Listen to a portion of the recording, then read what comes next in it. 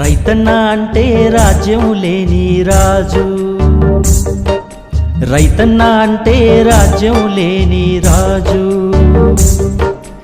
అందరికీ అన్నం పెట్టి ఆదుకుంటావు, అందరికీ అన్నం పెట్టి ఆదుకుంటావు. మరి నువ్వెందుకు చావాలనుకుంటున్నావు, మరి నువ్వెందుకు చావాలనుకుంటున్నావు?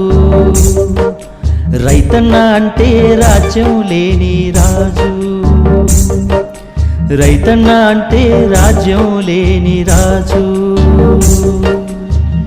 ఎంతమంది రైతులు ఇంకా చావాలి, మన జీవితాలు మారేలా మారాలి. ఎంతమంది రైతులు ఇంకా చావాలి,